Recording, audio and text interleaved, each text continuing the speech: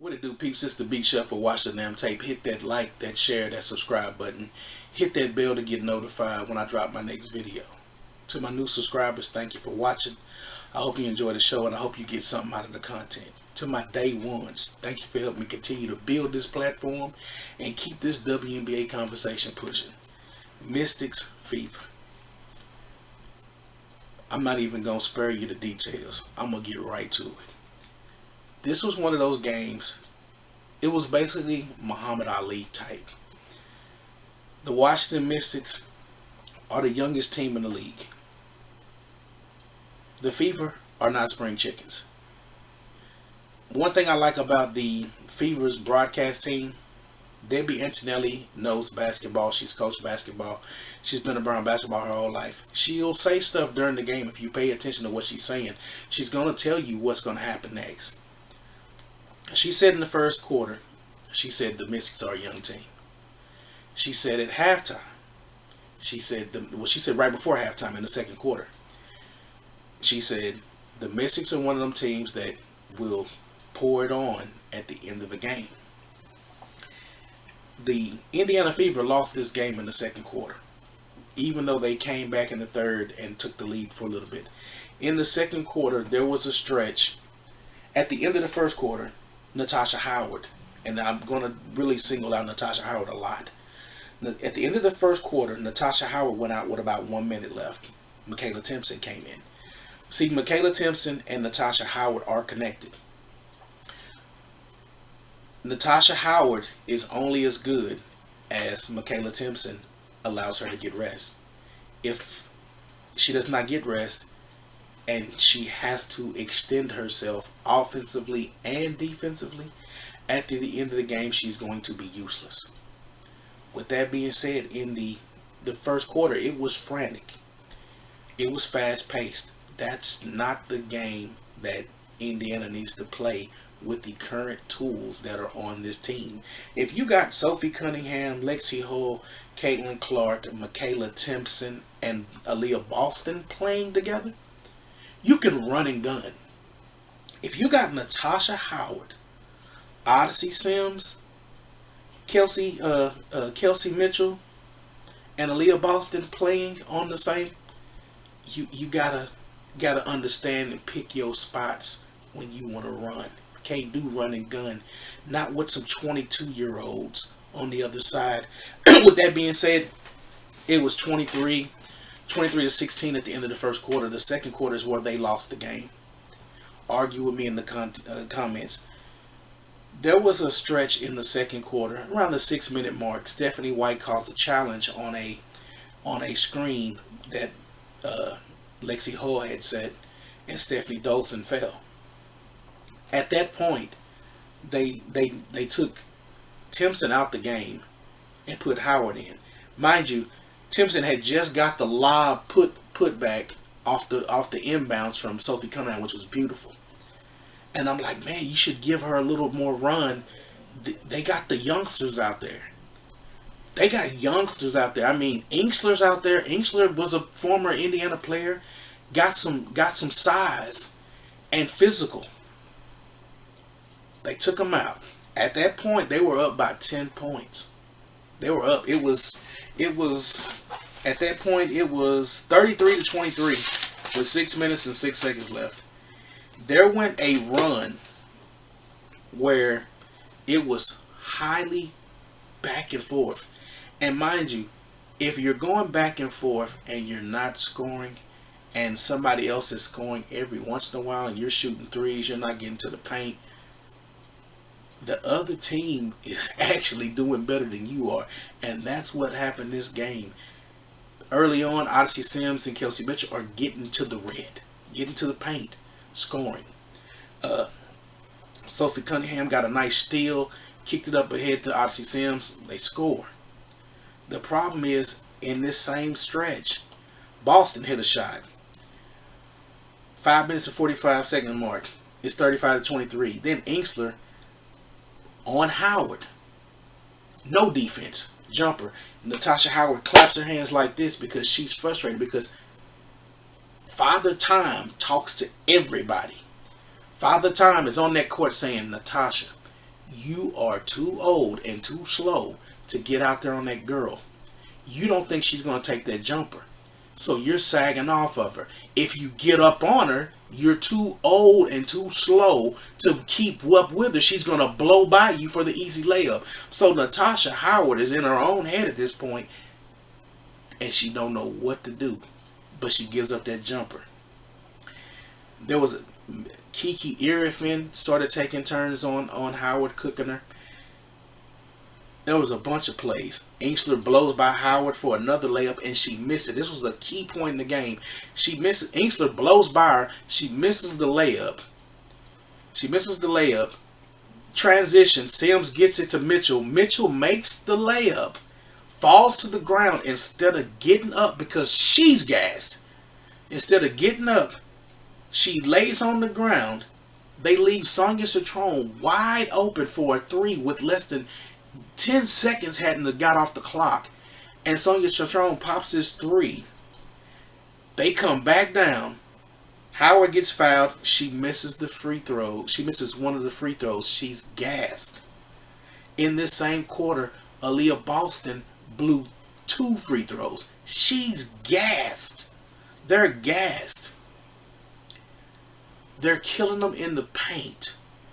That Citron and Irifin have 20 of the 37 points that the team has at this point in the game. Boston's tired at 1 minute and 55 seconds left, and she bricks those free throws. That was telling. No substitutions at this time. They don't get them out. They get Howard out. They get Howard back out of the game with about a minute left in the quarter. In the half, they get her out. Timpson comes back in. It's over. It's over. It's 45-40 at the end of the second quarter. The third quarter is more of the same. You can tell they were getting fatigued because now Cunningham's having to run around and chase these young girls. And Cunningham's tugging jerseys. Now you start seeing the whining from Boston. Boston was at the free throw line at the end of the second half. Sweat just pouring. At the end of the first quarter, Kiki Irifin even mentioned that she was tired. It was an up and down, fast tempo game, and Indiana wasn't prepared for it. And Indiana had 2 players that were eligible to play, 3 actually. Had Breonna Turner, she didn't play. Chloe Bibby did not play. Chloe Bibby's played at least 8 games this season for the Fever. Done well in a lot of the games. They've won more games with Chloe Bibby playing than they've lost. The Kyla Lambert, you got there, you got to throw her out there. Hoop is hoop.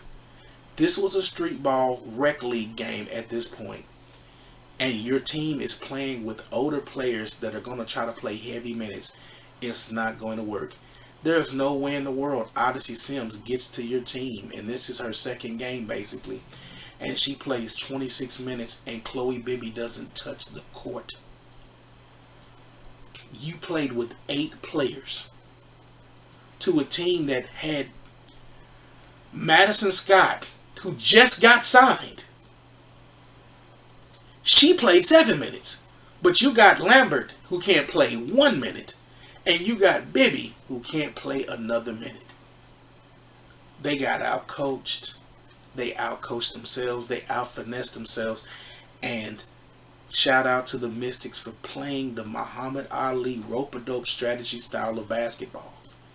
And just sitting there fighting with you, playing with you. And when we get our opportunity, we going to land some haymakers on your ass. And that's what the Mystics did. They laid haymakers. There was points in the third and fourth quarter where Sonia Citron was wide open, hitting threes because Kelsey Mitchell and the rest of the bunch could not get on her at all.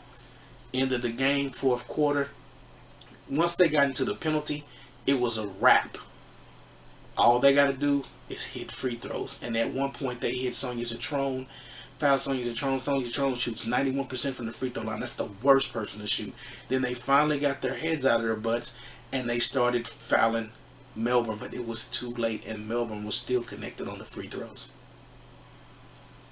Terrible loss. And this was a terrible week for Indiana, just for the simple fact they went from the 5th seed to the 7th seed that quick. And I said, and this is war this month. Ain't no playing around. Any win you can get. The Aces have won 6 games straight. They are in the 5th spot. The Valkyries have won 4. They're in the 6th spot. Indiana has lost 2. They're in the 7th. Seattle won last night.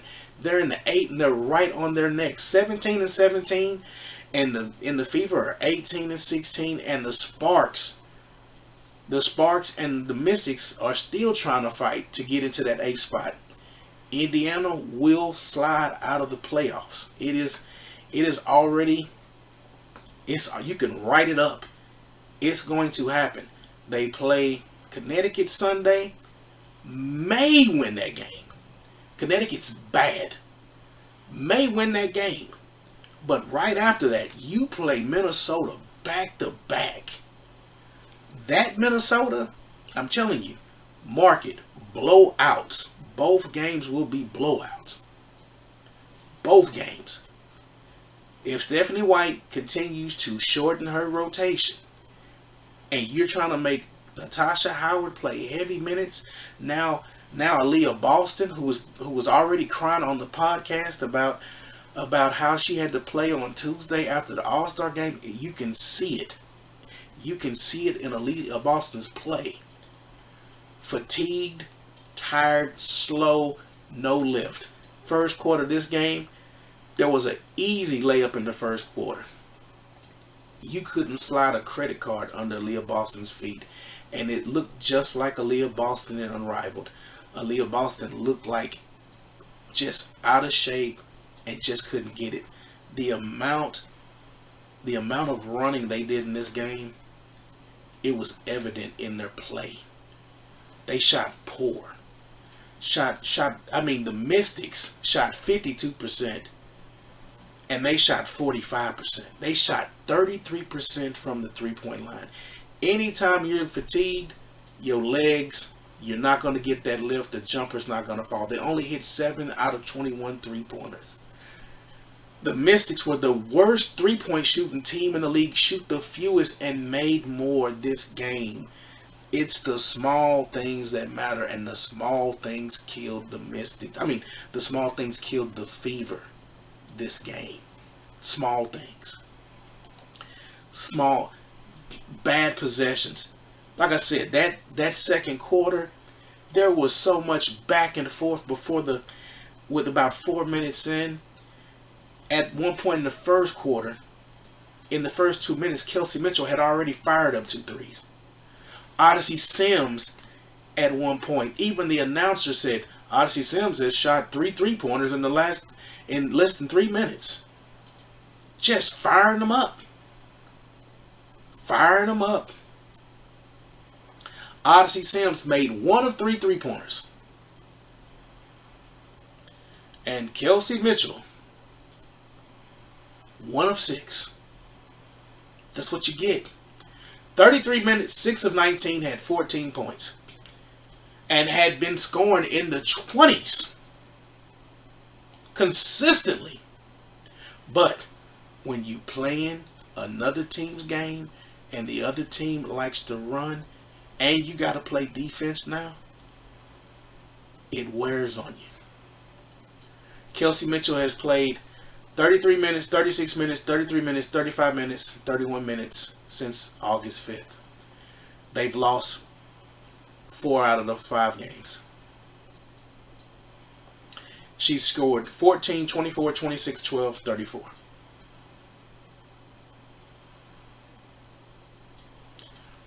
Against Phoenix, she shot 23%.